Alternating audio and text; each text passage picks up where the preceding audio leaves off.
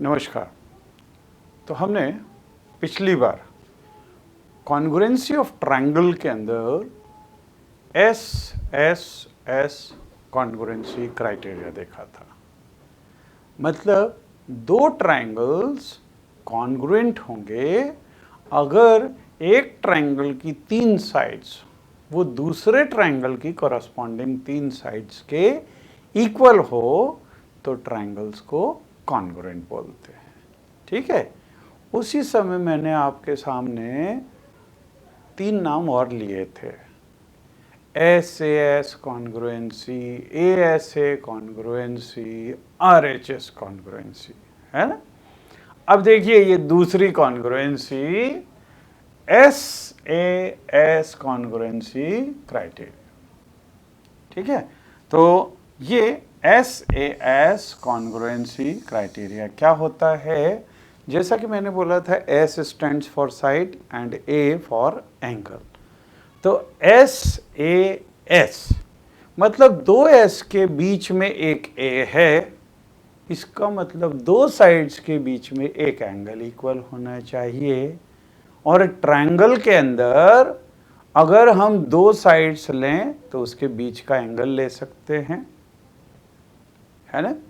तो दो कोई सी भी साइड हो और उसके बीच का अगर एंगल इक्वल होगा, दो साइड्स इक्वल हों और बीच का एंगल, ये दूसरे ट्रायंगल की दो साइड्स और एक एंगल के इक्वल अगर होगा तो ये दोनों ट्रायंगल्स कॉन्ग्रुएंट हो जाएंगे। मतलब अपने आप से आप अगर मान लो दो साइड्स 3 सेंटीमीटर और 4 सेंटीमीटर की ली और उसके बीच में एंगल हमने अगर 40 डिग्री का ले लिया और दूसरे ट्रायंगल में भी 3 और 4 सेंटीमीटर की और एंगल अगर 40 डिग्री का ले लिया, तो जब आप इस ट्रायंगल को ट्रेस कॉपी बना के और दूसरे के अंदर रखेंगे तो वो कंप्लीटली और एग्जैक्टली कोइंसाइड हो जाएगा। मतलब ट्रायंगल्स कॉन्ग्रुएंट होंगे और इसी को हम बोलते हैं S A S congruence criterion. So see, if under a correspondence two sides and the angle included between them of a triangle are equal to two sides, corresponding sides and the included angle between them of another, then the two triangles are congruent. मतलब अगर हम यहाँ पे एक triangle ऐसा लें और यहाँ पे दूसरा ट्रायंगल ऐसा लें, यहाँ पे इस ट्रायंगल में ए बी सी और डी ई एफ, इसमें ये साइड इसके बराबर, ये वाली साइड इसके बराबर और ये एंगल इसके बराबर अगर ले लें, या फिर साइड इसकी जगह ये दोनों भी हो सकती हो और ये इंक्लूडेड एंगल हो सकता है इन दोनों साइड इंक्लूडेड एंगल के बराबर, या फिर ये दोनों साइड इन दोनों साइड के बीच बराबर और ये दोनों एंगल इक्वल हो, then also these two triangles will be congruent. Okay? तो ये SAS कॉन्ग्रुएंसी होती है। अब यहाँ पे देखें इस एग्जाम्पल के अंदर, by applying SAS congruence rule, if we want to establish that triangle PQR is congruent to triangle FED, means अगर हम यहाँ पे ये एक ट्रायंगल बनाएं और इधर दूसरा ट्रायंगल अप्रॉक्सीमेटली इसके कॉन्ग्रुएंट अगर ऐसा बनाएं, तो यहाँ पे पी क्यू और आर, ठीक है, और यहाँ पे एफ ई और ये D,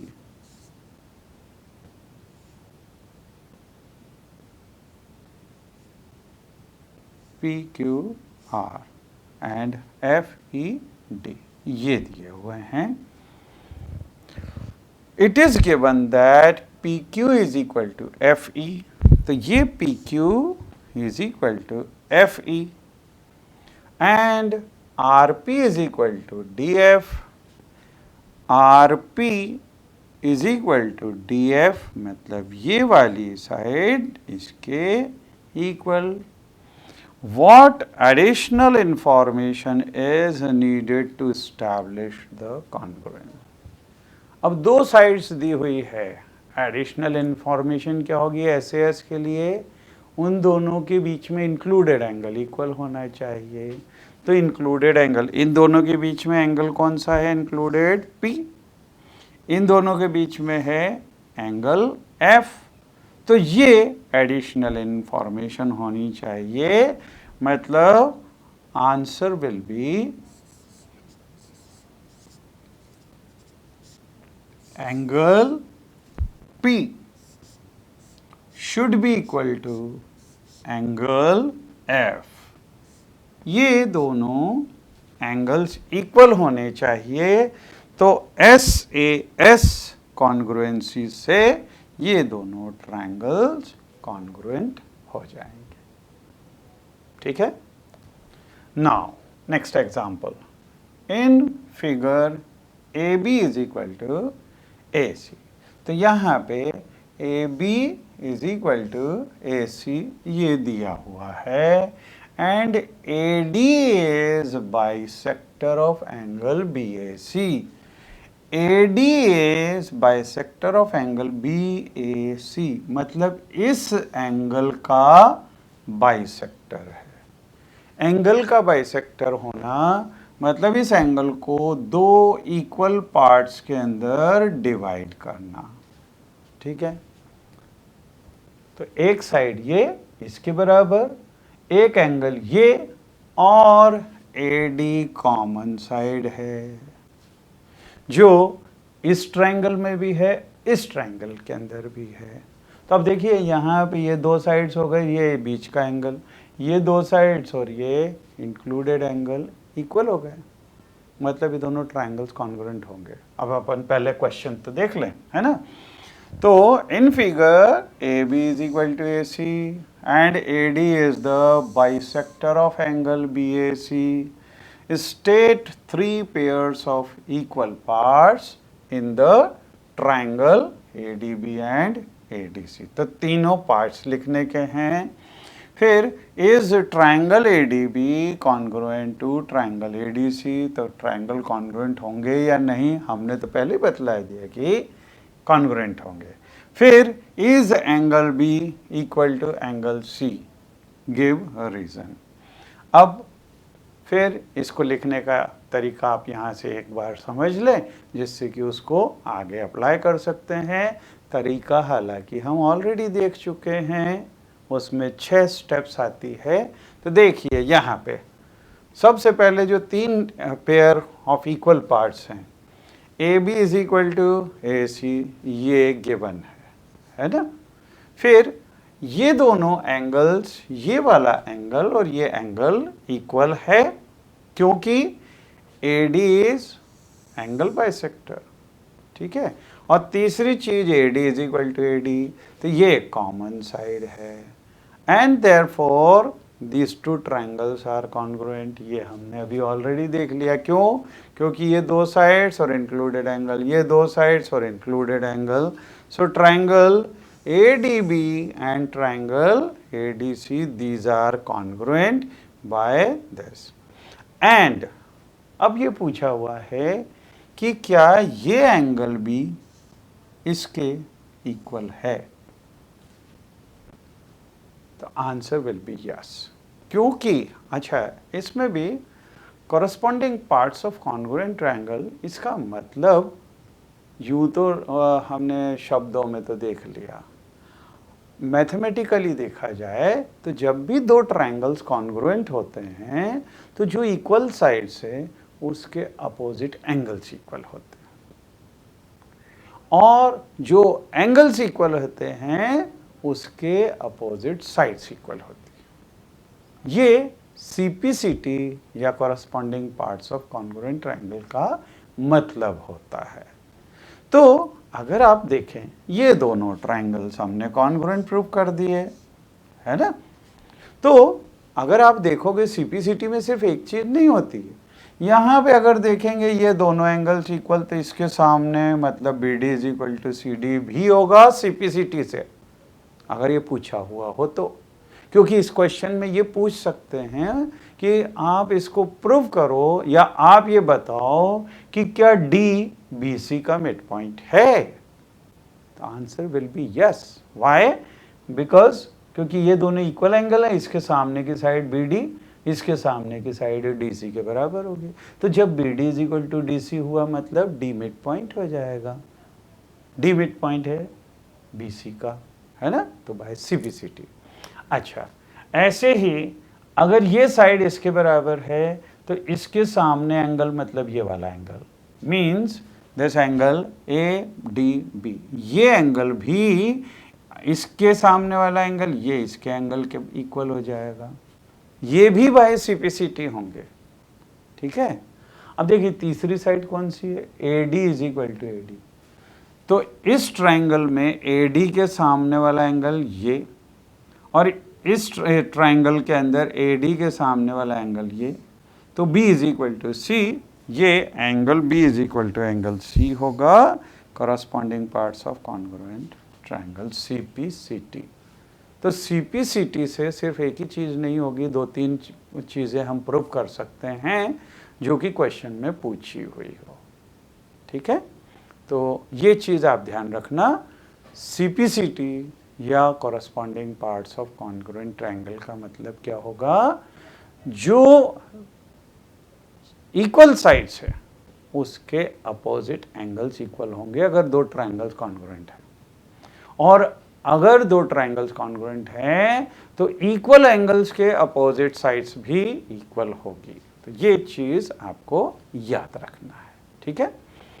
now come to next one. In figure measures of some parts of the triangle are indicated. तो जैसे पहले क्वेश्चन हम देख चुके हैं इसी तरह का, by applying SAS congruence rule, हमको SAS कॉन्ग्रुएंस रूल अप्लाई करना है। State the pair of corresponding triangles if any in each case.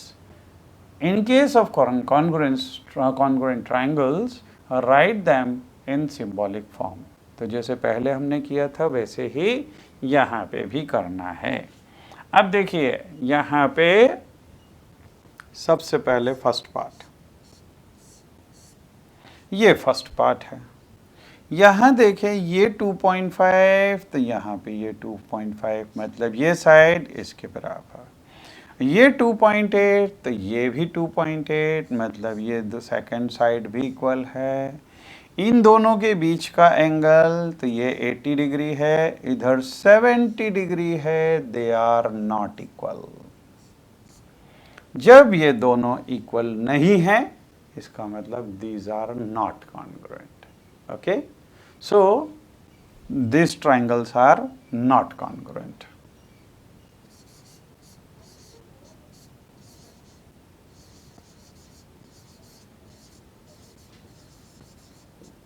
Then come to second one. Second ये वाला। अब देखिए यहाँ पे एक साइड 2.5 सेंटीमीटर, यहाँ पे ये 2.5 सेंटीमीटर, ठीक है। दूसरी ये 3 सेंटीमीटर, तो ये सेकंड साइड इस सेकंड साइड के बराबर, और इन दोनों के बीच में एंगल ये 35 डिग्री, इधर भी इन दोनों के बीच का एंगल 35 डिग्री। तो ये दोनों ट्रायंगल्स कॉन्ग्रुएंट होंगे। अब हमको सिंबॉलिकली भी लिखना है, तो सेकंड वाले में ट्रायंगल ABC या ACB कुछ भी हम लिख सकते हैं, triangle ACB if we write is congruent to, क्योंकि यहाँ पे A, C और B, C एंगल बीच में आ रहा था, तो यहाँ पे अब ये ए सी ये 2.5 है और सी एंगल 35, तो यहाँ पे R P Q, triangle R P Q, these two triangles are congruent. Okay, then come to third one. Third उसमें देखिए यहाँ पे ये साइड 3.5 तो ये साइड 3.5, फर्स्ट साइड इक्वल हो गई। दूसरी ये 3 सेंटीमीटर है, यहाँ पे ये 3 सेंटीमीटर है। इन दोनों के बीच का एंगल ये 40 डिग्री है, यहाँ पे इन दोनों के बीच का एंगल ये भी 40 डिग्री है। मतलब SAS रूल यहाँ पे लग रहा है। अब हमको इसको सिंबॉलिकली लिखना है, तो ट्रायंगल, अब देखिए यहाँ पे अगर DFE लेते हैं then this is congruent to, अब देखिए DF ये 3.5, तो यहाँ पे PQ ये 3.5, ये 40 डिग्री तो ये 40 डिग्री, फिर 3 सेंटीमीटर, मतलब PQR, DFE is congruent to triangle PQR। ठीक है, देन तो ये तो हो गए ऐसे ऐसे। Now come to fourth one. Fourth is, अब यहां देखें, यहाँ पे ये ट्राइंगल PQR और PSR, इसमें ये 3.5 तो यहाँ पे ये 3.5। ठीक है, अच्छा ये साइड कॉमन है, ये इसमें भी है और ये इसमें भी है। यहाँ पे ऊपर वाले ट्रायंगल में अगर ये दो साइड लेते हैं उसके बीच का एंगल 30 डिग्री है। यहाँ पे ये दो साइड्स लिए और इसके बीच का एंगल भी 30 डिग्री है। Means this two triangles are also congruent by SAS theorem. तो ट्रायंगल, अब देखिए यहाँ पे अगर हम लें QPR,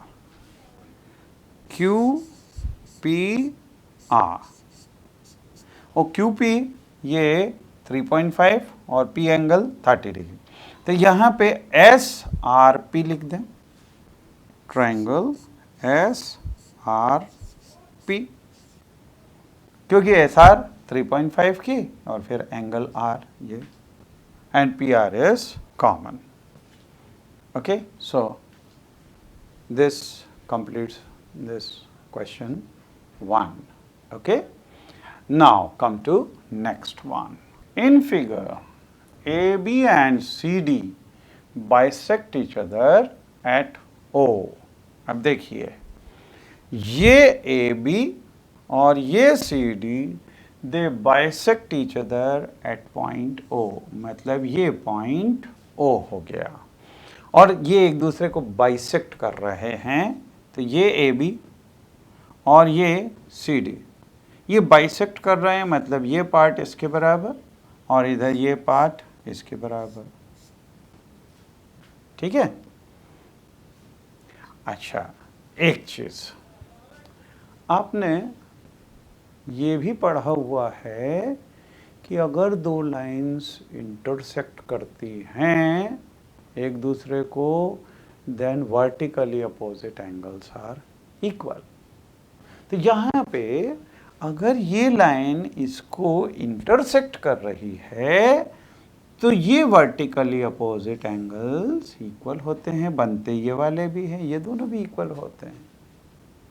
लेकिन जहाँ ये दोनों एंगल्स इक्वल हुए, तो देखिए इस ट्रायंगल में ये दो एंगल्स इंक्लूडेड, सॉरी दे दो साइड्स इंक्लूडेड एंगल, यहाँ पे दो साइड्स और इंक्लूडेड एंगल, तो ये दोनों ट्रायंगल्स कॉन्ग्रुएंट हो गए ऐसे ऐसे, क्योंकि दो साइड्स और इंक्लूडेड एंगल, दो साइड्स और इंक्लूडेड एंगल। ठीक है, अब देखते हैं क्वेश्चन में क्या है। तो AB and CD bisect each other at point O. State the three pair of equal parts. तो वो तीन पार्ट्स हमने देख लिए हैं. Which of the following statement are true? अब देखिए यहाँ पे इसमें से भी हमारे को लिखने का है. तो सबसे पहले सॉल्यूशन में हम state three pair of equal parts. So in triangle, पहले हम ट्राइंगल देख लें, AOC and BOD. AOC and triangle BOD, इन दोनों के अंदर तीन पार्ट्स लिखने के हैं हमको. तो AO is equal to BO या OA is equal to OB. OA is equal to OB. इसका रीज़न क्या है? Point O is mid point of this, क्योंकि these are bisecting each other, है ना. तो O is mid point.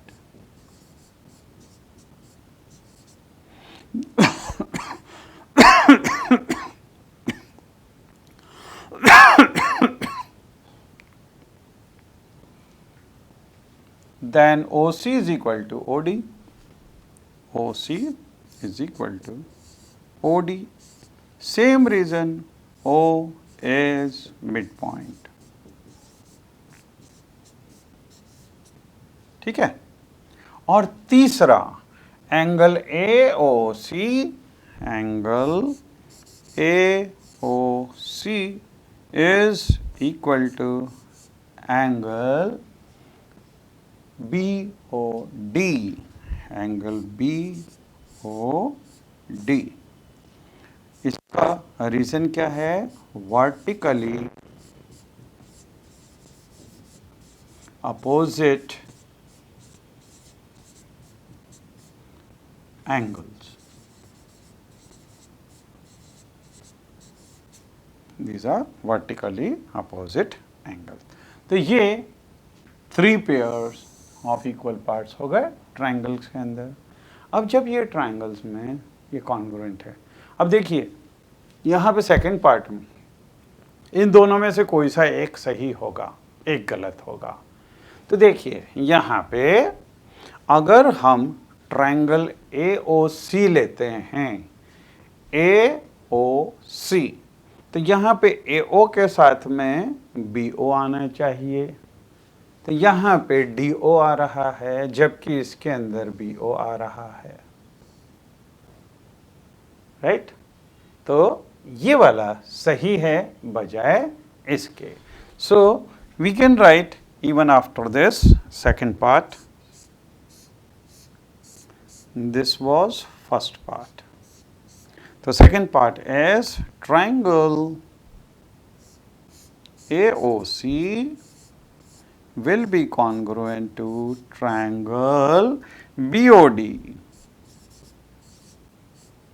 and reason for this will be, what is the reason? SAS. Okay, those sides are included angle. So by SAS these two triangles are congruent. Okay, now next. तो अब हम आते हैं तीसरा criteria ASA. तो हमने SSS देख लिया, SAS देख लिया.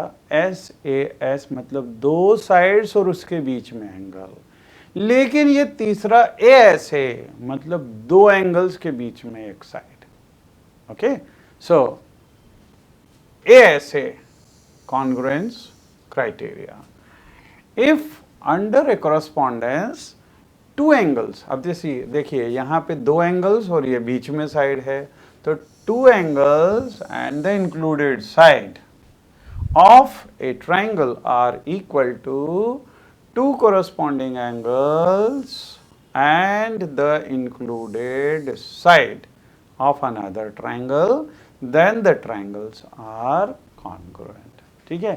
तो अब जैसे ऐसे एस में दो साइड्स के बीच का एंगल था, यहाँ पे दो एंगल्स के बीच की साइड चाहिए होगी। ठीक है, मतलब अगर हम इसका फिगर बनाएं तो देखिए, अगर एक ट्रायंगल ये और दूसरा ट्रायंगल ये अगर ABC है और यहाँ पे DEF है, तो दो एंगल्स और इंक्लूडेड साइड। तो अगर हम पहला एंगल ये इसके बराबर ले लें, दूसरा एंगल ये इसके बराबर ले लें, और इसके बीच की साइड मतलब BC is equal to EFO, तो दो एंगल्स और उसके बीच की साइड, दो एंगल्स और उसके बीच की side, then triangle ABC will be congruent to triangle DEF, इसके कॉन्ग्रुएंट हो जाएगा। ठीक है, now example is you want to establish triangle DEF is congruent to M and P using A as a congruence rule, given that angle D is equal to angle M and angle F is equal to angle P. Let us first draw the figure. तो एक सबसे पहले ये triangle और इधर ये triangle.